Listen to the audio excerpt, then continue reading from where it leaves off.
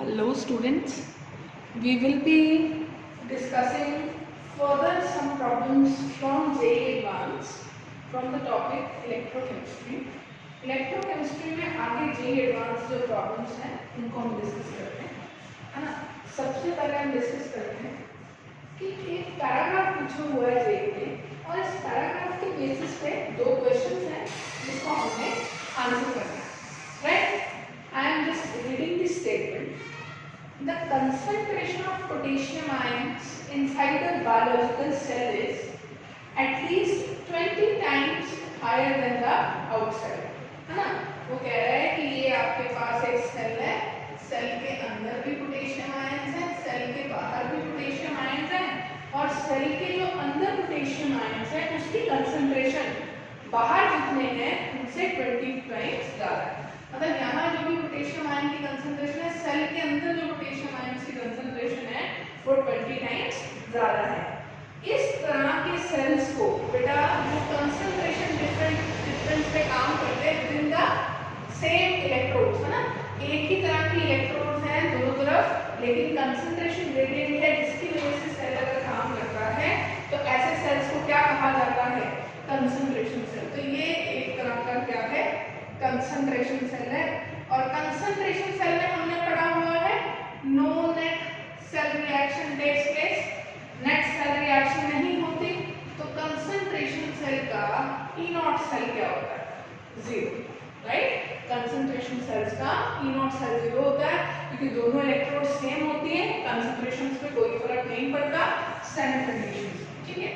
The resulting potential difference, अब दोनों की कंसंट्रेशन डिफरेंस है, सेल बन गया, सेल बनने से कुछ ना कुछ पोटेंशियल डिफरेंस डेवलप होगा और उस पोटेंशियल डिफरेंस को हम क्या कहते हैं? E cell.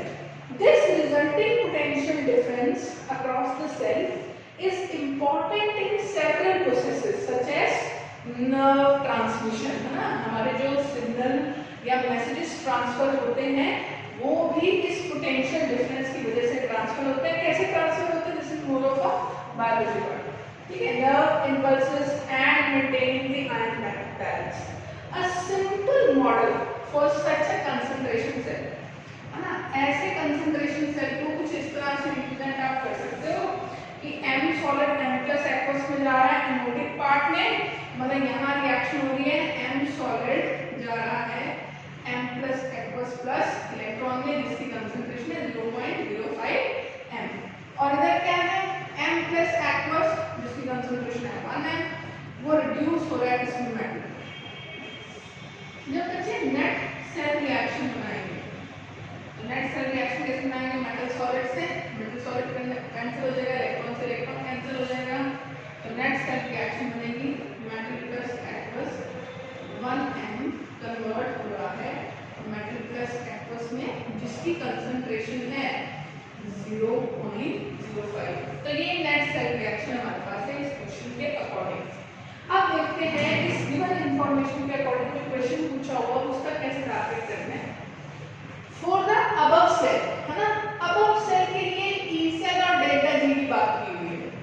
तो बच्चों रिलेशन क्या है? Delta G is equal to minus NF E cell, right. Delta G is equal to minus NF E cell. अगर ई सेल पॉजिटिव होगा तो डेल जी नेगेटिव होगा, अगर ई सेल नेगेटिव होगा तो डेल जी पॉजिटिव होगा। सबसे पहले हम using Nernst equation E cell निकालते हैं।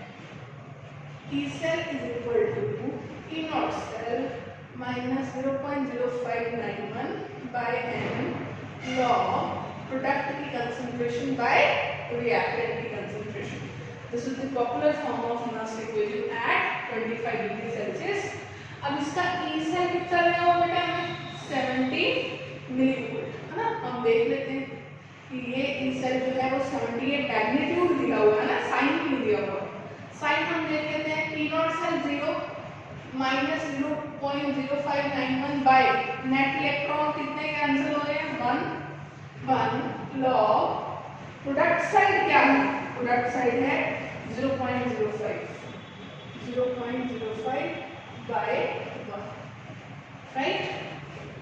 तो ई सेल क्या हो गया? इस माइनस को खाना पड़ेगा हमको, तो ये लॉग उल्टा कर देते हैं, लॉग 1 बाय 0.05, है ना। तो this term is positive, so E cell is positive. If E cell is positive, delta G would be less than 0. This is positive, so this would be negative. ये वाला answer क्यों नहीं आया? कि यहाँ क्या लगा रखा है? del G naught. del G naught तो इस सेल का क्या होगा? 0 होगा, क्योंकि E naught सेल इस सेल का क्या होता है? 0. तो ये आंसर नहीं होगा, हमारे क्वेश्चन का आंसर होगा बच्चे बी, राइट? नेक्स्ट क्वेश्चन देखिए। नेक्स्ट क्वेश्चन कह रहा है कि अगर आपने 0.05 molar solution of M plus is replaced by a 0.0025 M plus solution, then magnitude of cell potential would be. कुछ भी नहीं करना है, एक मिनट बड़ा लगाते हैं। E cell is equal to 70 और अब हमें पता लग गया पॉजिटिव है। 70 is equal to E naught cell 0 minus 0.0591 by 1 log 0.05 को हम रिप्लेस कर रहे हैं किससे? 0.0025 से, तो ये होगा 0.0025 डिवाइडेड बाय 1, है ना? तो जब आप इसको सॉल्व करोगे 70 is equal to minus 0.0591 log 2.5 into 10⁻⁻3। बेटे जब हम इस पूरे को सॉल्व करेंगे ये हमारा हो जाएगा 140 आ जाएगा, मतलब ये डबल हो जाएगा आपका ई सेल। तो यहाँ से जो अब आपका ई सेल आएगा, इसको यूज करेंगे तो ई सेल, छोड़ो ई सेल। अब जो ई सेल है ना, कंसंट्रेशन चेंज करने से ये डबल हो जाएगा, ऑलमोस्ट हो जाएगा 140 मिलीवोल्ट। तो E cell is equal to this. आपने क्या किया है? 0.05 की बजाय क्या लिख दिया? 0.025 कम कर दिया है, माइनस में कम कर दिया है, बेसिकली बढ़ा दिया। तो आपका जो आंसर आएगा वो 70 और 35 से क्या आएगा? ज्यादा आएगा। तो ए और बी तो हो ही नहीं सकते बच्चे, सी और डी। तो सी और डी से सॉल्व करके आप बता सकते हैं कि पोटेंशियल बढ़ेगा तो सही, लेकिन कितना बढ़ेगा। तो very simple problem in JEE advanced which has been asked from the concept of concentration cells. हाँ जी बेटा, moving on to the next question. तो बेटा इस क्वेश्चन में फिर से हमें एक इलेक्ट्रोकेमिकल सेल दिया हुआ है। इस इलेक्ट्रोकेमिकल सेल में एनोडिक कंपार्टमेंट में मैग्नीशियम 2+ में कन्वर्ट हो रहा है, जिसकी कंसंट्रेशन 1 m है। कॉपर 2+ कॉपर में जा रहा है, इधर भी कॉपर 2+ आयंस की कंसंट्रेशन 1 m है। The given thing is standard cell potential of the cell is -2.70 volt at 300 Kelvin. At 300 Kelvin, the E naught cell is 2.70 volts. When concentration of Mg+, आपने Mg2+ की concentration को change कर दिया 2x, पहले 1 m थी तो E naught cell ये था, अब आपने चेंज कर दी तो सेल पोटेंशियल मतलब E सेल बन गया। E सेल कितना हो गया? 2.67 वोल्ट हो गया, उसी temperature 300 Kelvin. You have to determine the value of x, है ना? जैसे देखें E नॉट सेल कितना दिया हुआ है? 2.70 एट 300 केल्विन। कंसंट्रेशन Mg2+ की आपने चेंज कर दी xm से, तो जो सेल पोटेंशियल है वो भी चेंज हो गया। कितना हो गया? 2.67 वोल्ट हो गया 300 केल्विन में। आप x की वैल्यू बताओ, ठीक है? अब गिवन क्या होता है? F/R कितना? 11500, है ना, किलो वोल्ट। F क्या है? फैराडे। R गैस कांस्टेंट, और एक एलन 10 की वैल्यू दी है कितनी? 2.3, ठीक है? अब इसको सॉल्व कैसे करना है? तो समझ में तो आ रहा है कि नर्व्स इक्वेशन लगेगी, ठीक है, लेकिन नर्व्स इक्वेशन 298 केल्विन वाली नहीं लगेगी। मतलब आप ये नहीं लिखेंगे E cell is equal to E naught cell minus 0.0591 by n log Q। ये यूज करना गलत हो जाएगा, because this popular form is dead at temperature 298 Kelvin. तो हमें जनरल फॉर्म लिखनी पड़ेगी। क्या? E सेल इज इक्वल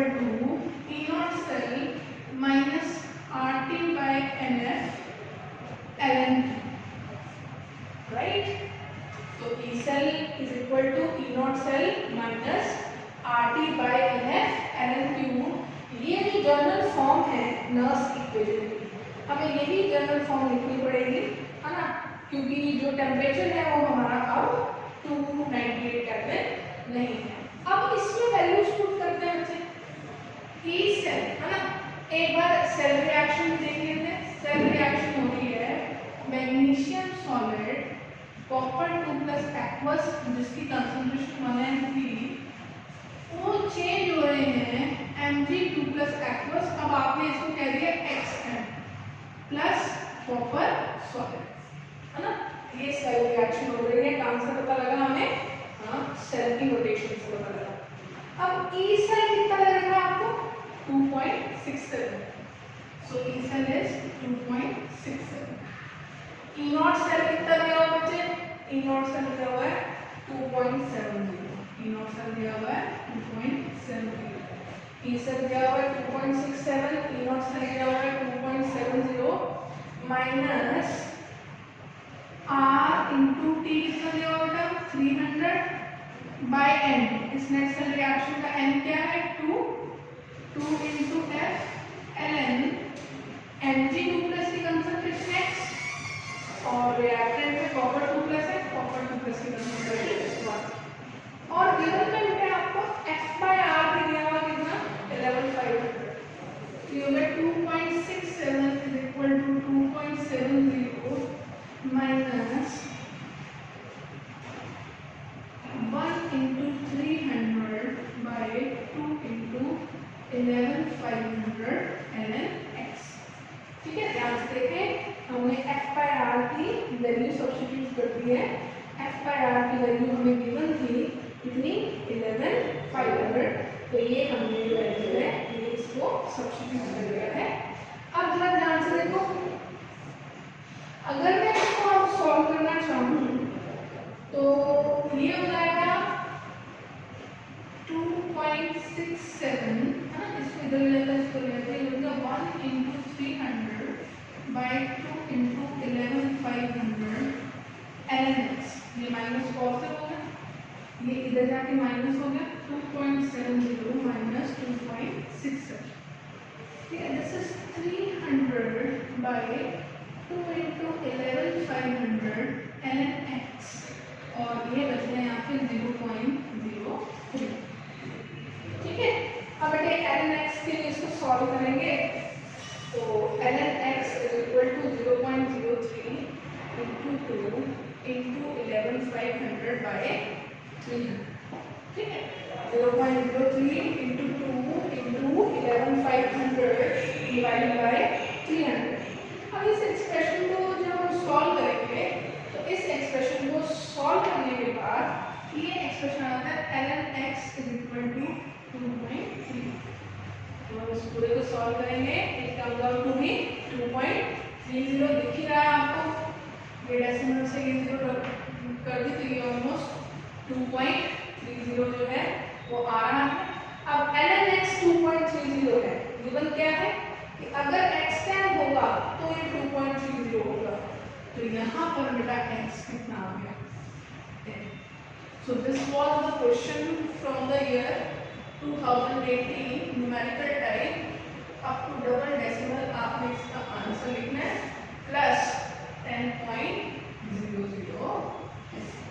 तो देखिए 10 टाइम 1m से 10m कर दिया तो पोटेंशियल 2.70 से चेंज हो गया और कितना हो गया?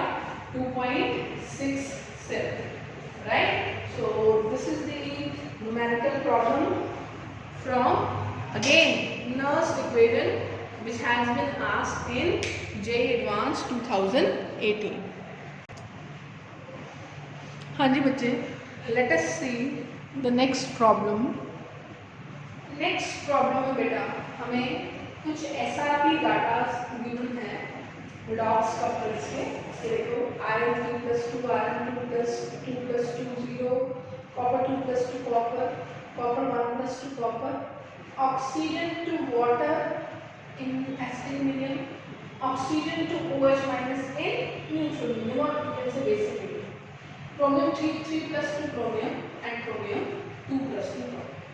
ठीक है, ये गिवन है आपको। आपने करना क्या है? Match E0 of redox pair in list one में कुछ इनसे ही ऑब्टेन किए जाने वाले रेडॉक्स पेयर्स दिए हैं, इनका एसआरपी क्या होगा उसको आपने लिस्ट टू से मैच करना है और जो कोड सही आंसर दे रहा है ना, उस कोड को आंसर करना है। ठीक है, let us do this questions. बेटा एग्जामिनेशंस में टाइम सेव करने के लिए आप कोई भी एक ऑप्शन ले लें। अब जैसे आप ले लें कोई भी एक ले लें, सारे डिफरेंट है, सपोज हमने पी ले लिया। अब पी का आंसर चारों ही ऑप्शंस में क्या आ रहा है, डिफरेंट आ रहा है। तो अगर आपने पी करेक्ट कैलकुलेट कर लिया, आपको आगे जाने की जरूरत नहीं है, आप वही ऑप्शन टिक करें, ए करें, बी करें, सी करें, डी करें, वही ऑप्शन टिक करें और आगे मूव कर जाएं। This will save your time, but the condition is आपकी एक्यूरेसी बहुत अच्छी होनी चाहिए। आप एक के ही बेसिस पे निकाल रहे हो तो your accuracy must be 100%, right.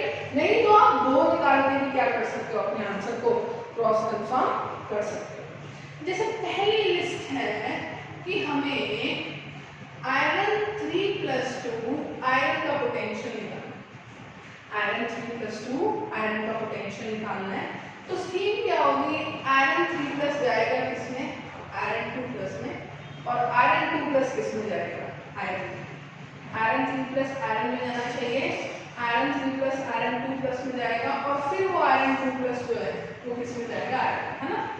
और यहाँ का जो डेल्टा जी होगा naught, that would be equal to delta G not 1 plus delta G not 2, right.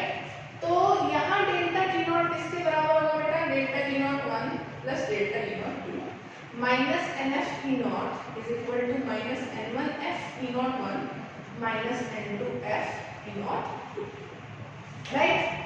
अब पहला वाला चेंज देखिए, चेंज कितने का हो रहा है, 3 का, तो -3 है ना, माइनस NF से डिवाइड कर देते हैं, ये हो जाएगा N E not N1 E1 not plus N2 E not.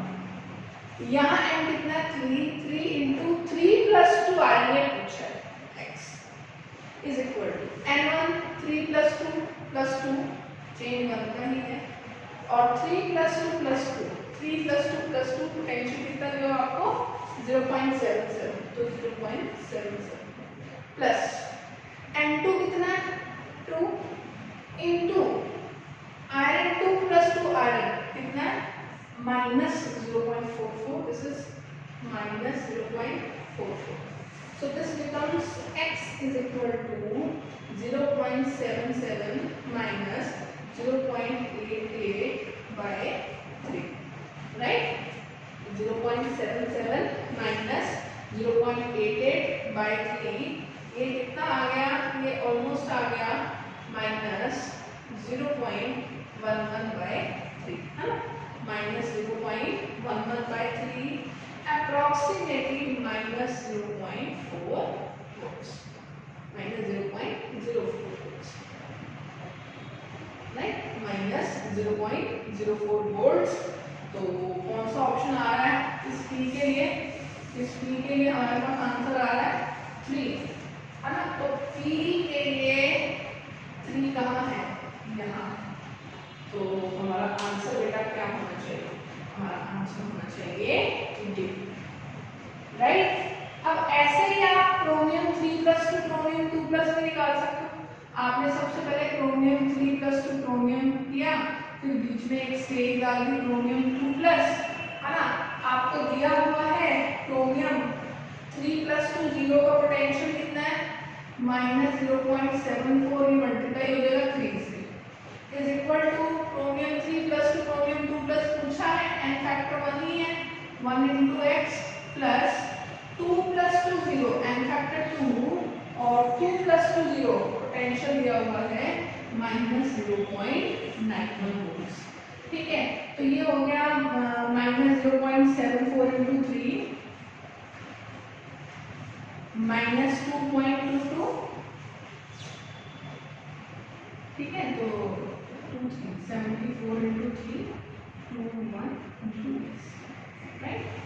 और ये हो गया x और ये हो गया -1.82,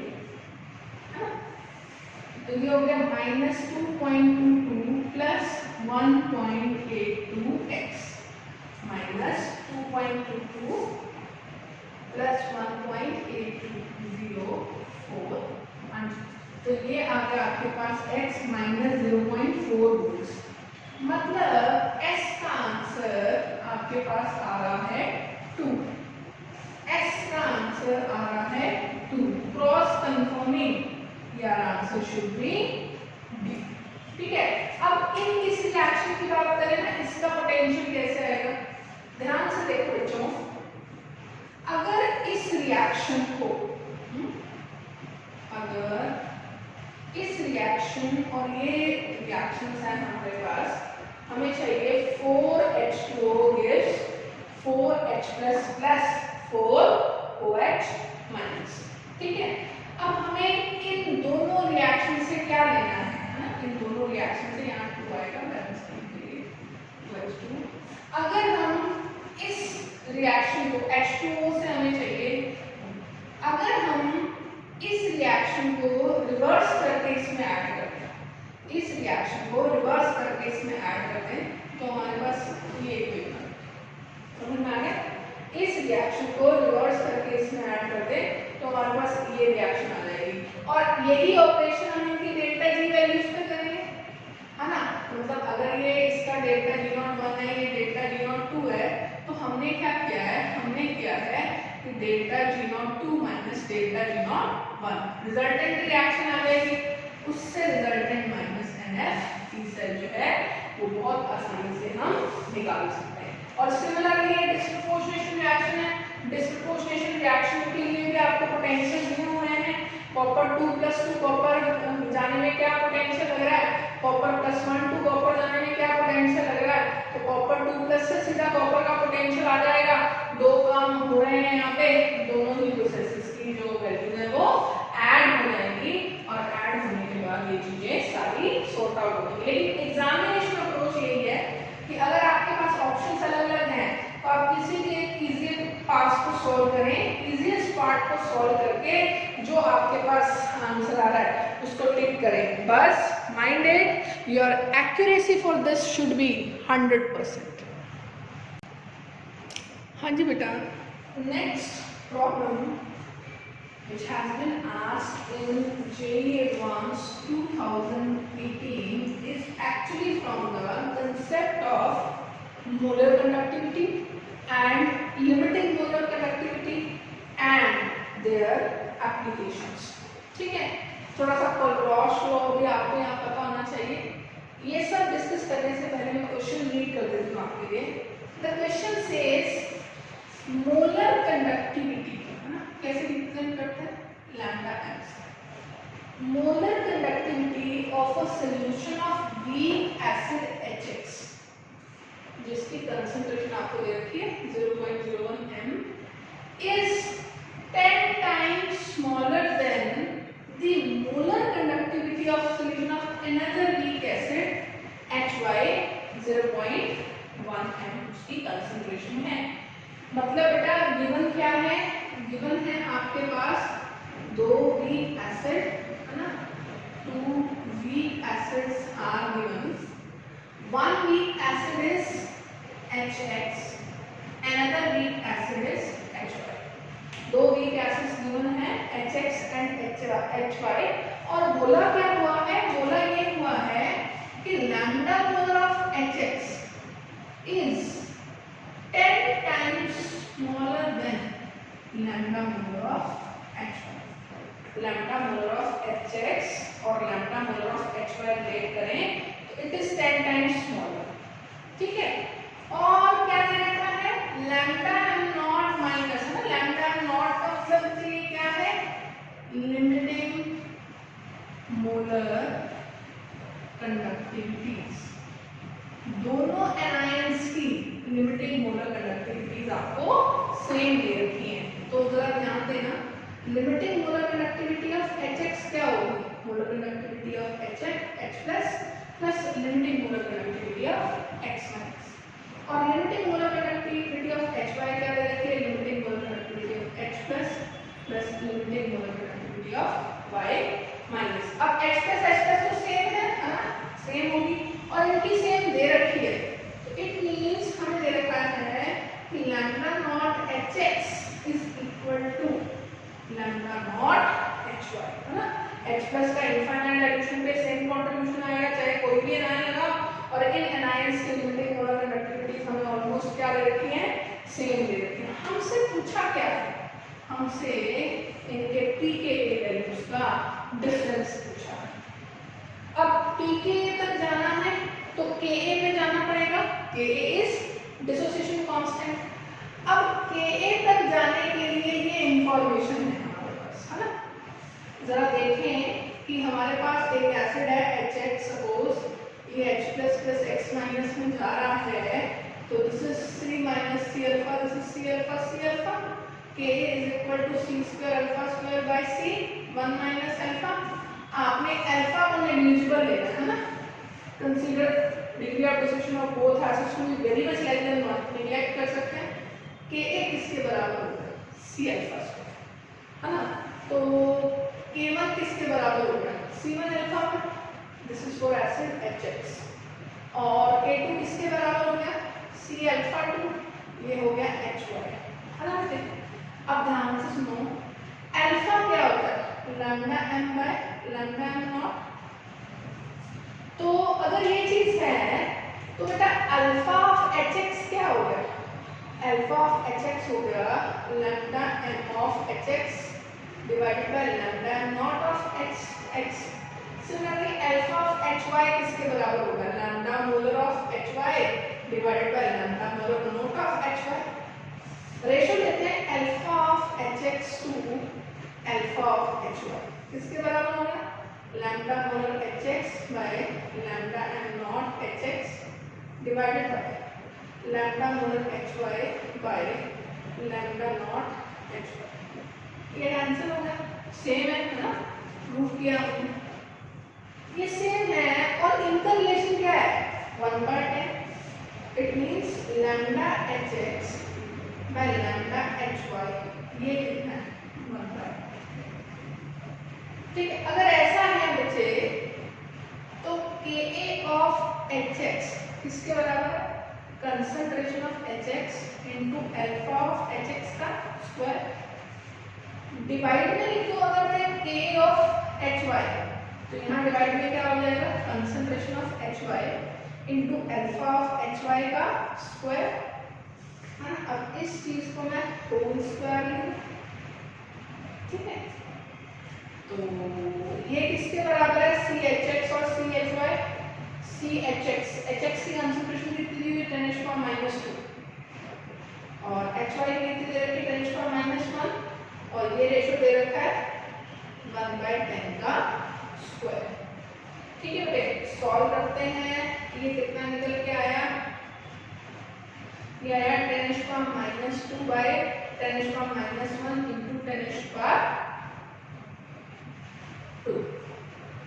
ठीक है, ये ऊपर जाके हो गया 10⁻² प्लस 1 माइनस 2, तो ये हो गया 10⁻³ इसका मतलब Ka of hx by Ka of hy is 10⁻³ so बच्चों pKa of hx minus pKa of hy, ये कितना आ जाएगा, 3, right. What is pKa, pKa is minus log of Ka, right. तो 10⁻³ है ना, तो 10⁻³ का जब आप लॉग लेके इनका डिफरेंस लोगे तो बेटे आपका आंसर क्या आ जाएगा, आपका आंसर आ जाएगा 3। तो very easy question asked from the concept of resistance, molar conductivity, conductivity, Kohlrausch law, बहुत सारी चीजें लग रही है इसमें।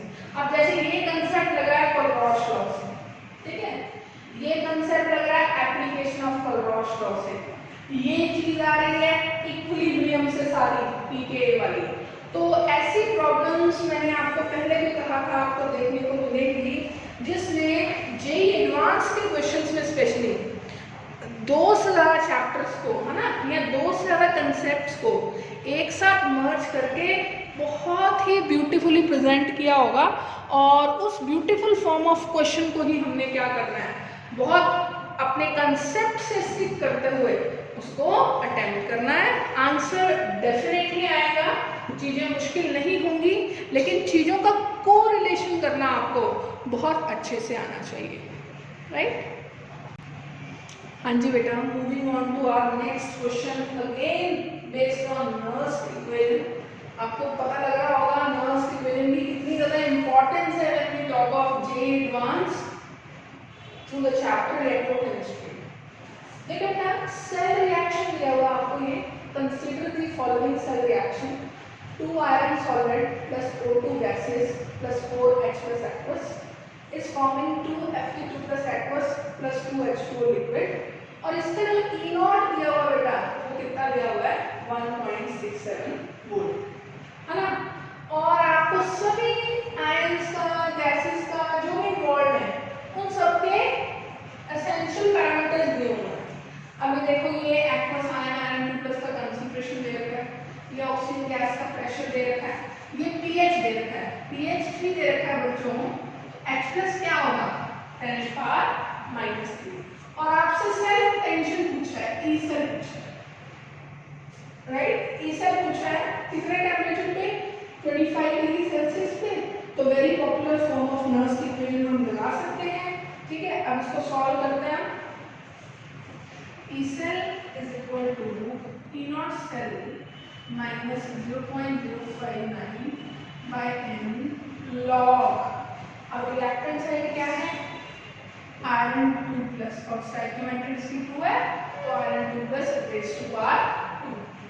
डिनोमिनेटर में देखना जरा, ऑक्सीजन गैस है तो हम लिखेंगे प्रेशर ऑफ O2 और H प्लस आयन है तो H प्लस की concentration rays to power 4।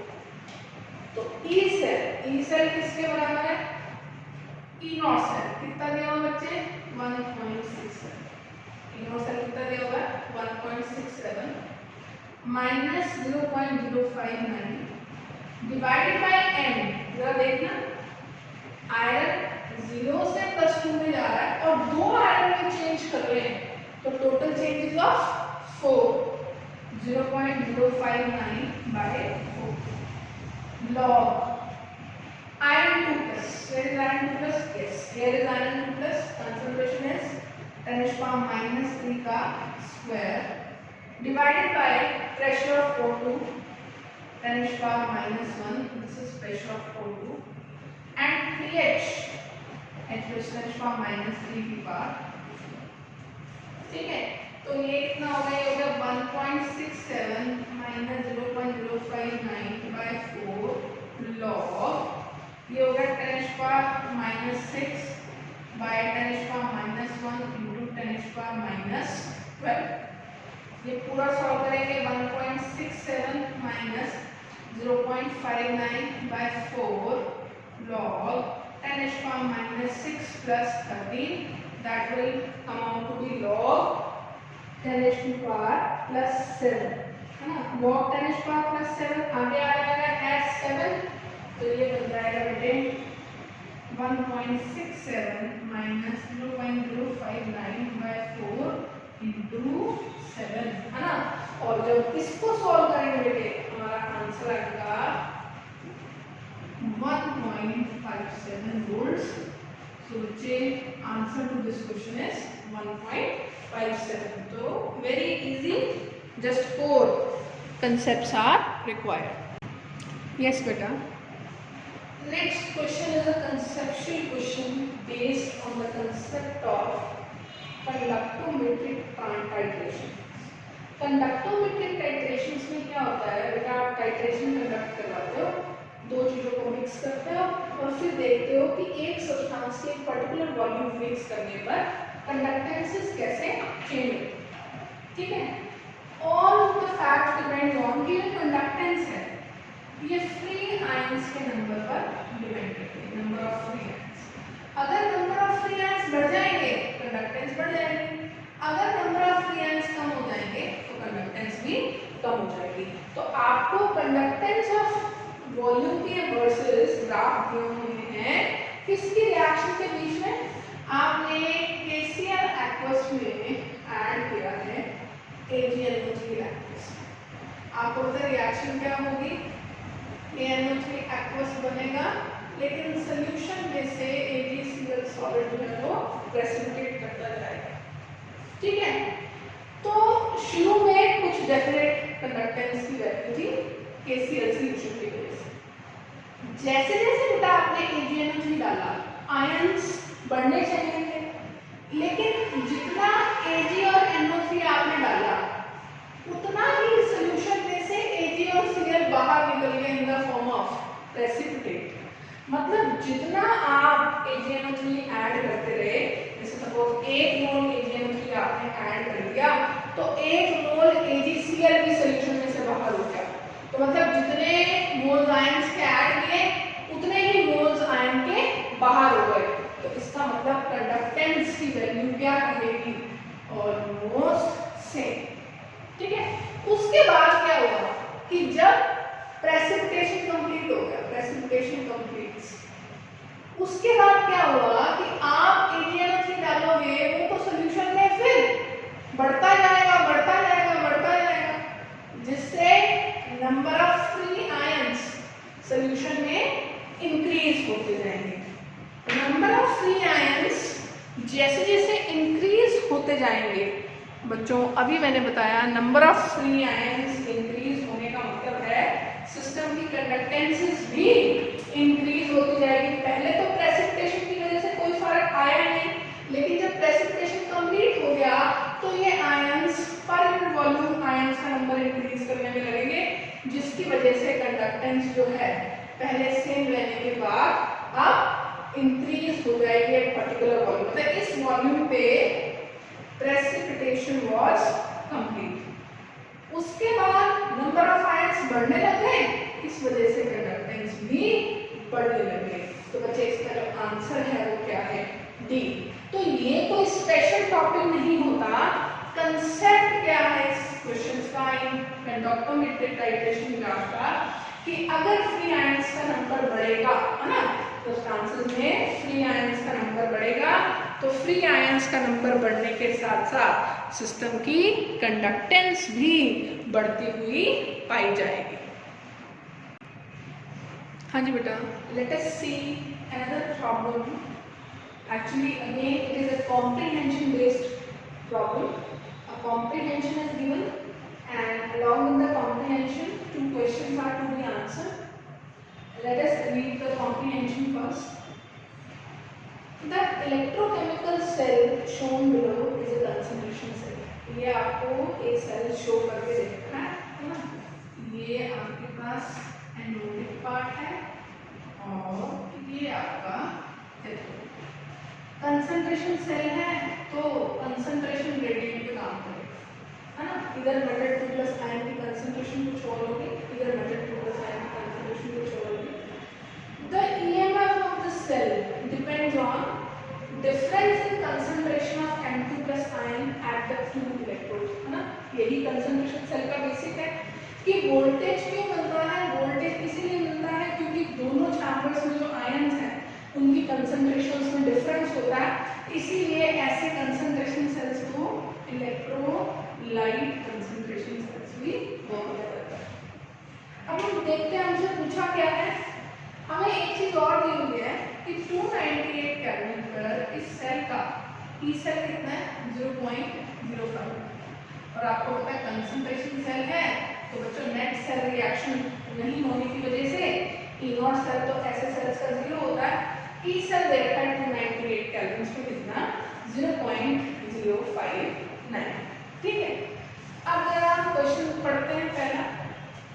The value of delta G in kilojoule per mole, the value of delta G in kilojoule per mole for the given cell. ठीक है, relation बेटा आप सबको पता है, डेल्टा जी किसके बराबर है, -NF ई सेल। इस सेल का n देखो बेटा, M2 प्लस में जा रहा है, तो इस सेल का n है 2। फैराडे आपको पता हम कितना लेते हैं कैलकुलेशन में, 96500, और E कितना दे रखा है आपको, 0.05 है। ऐसा करने से आप आंसर जूल पर मोल में आएगा, हमें किलो जूल में चाहिए, तो हम उसको डिवाइड करेंगे किससे, 1000 से, किलो जूल पर मोल। और जो आपका आंसर आएगा वो नेगेटिव आएगा, पॉजिटिव आंसर नहीं आएगा। तो आप इसको सॉल्व करना है ना, सॉल्व करेंगे तो ये आंसर बेटा हमारा लगभग -11.4 किलो जूल पर मोल आएगा। So this was the first problem of this paragraph. अगला क्वेश्चन देखिए, फिर से इक्विलिब्रियम चैप्टर का कंसेप्ट डाला हुआ है, सॉल्युबिलिटी प्रोडक्ट KSP की बात की हुई है, ऑफ दिस सॉल्ट MX2 जो हमने स्टाइल सॉल्युबल सॉल्ट लिया है एनोड में, उसका KSP पूछ रहा है हमसे, ठीक है। तो पहले हम नेट सेल रिएक्शन देखते हैं कि एनोड पे क्या होता है। एनोड पे मेटल सॉलिड जा रहा है मेटल 2+ एक्वस में, है ना, और ये मेटल 2+ आ किससे रहा है, ये मेटल 2+ आ रहा है from saturated solution of this salt MX2। इसका मतलब है इसकी जो कंसंट्रेशन है उसको मैं सॉल्युबिलिटी ले सकती हूँ, ठीक है। और कैथोड वाली साइड क्या आ रहा है, कैथोड वाली साइड जो मेटल 2+ है जिसकी कंसंट्रेशन 10⁻³ है, वो 2 इलेक्ट्रॉन लेके रिड्यूस हो रहा है मेटल सॉलिड में। तो नेट सेल रिएक्शन क्या बन रही है, M2+ जिसकी कंसंट्रेशन 10⁻³ है, वो कन्वर्ट हो रहा है M2+ एक्वस में जिसकी सॉल्युबिलिटी S है, राइट। अब अगर हम इस S को बात करें तो आपको पता है इसका एक्सप्रेशन क्या होगा MX2 का, M2+ + 2x माइनस, तो this would be S, this would be 2s, तो KSP would be 4s3।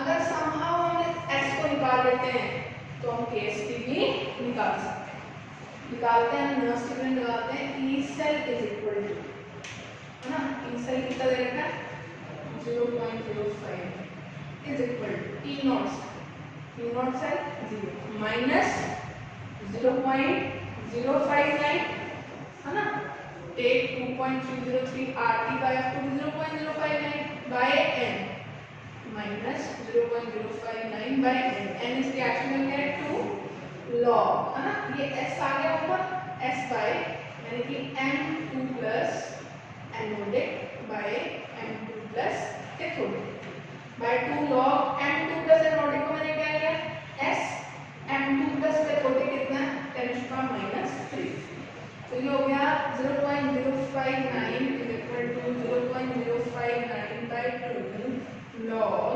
10⁻³ minus log S, ठीक है। इसको सॉल्व करते हैं, 2 is equal to log 10⁻³ by S, ठीक है।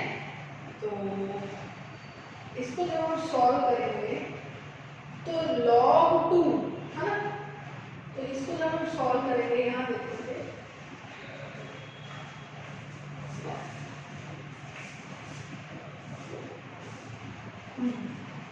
इसको जब सॉल्व करते हैं 2 is equal to log 10⁻³ by S, 10⁻³ by S।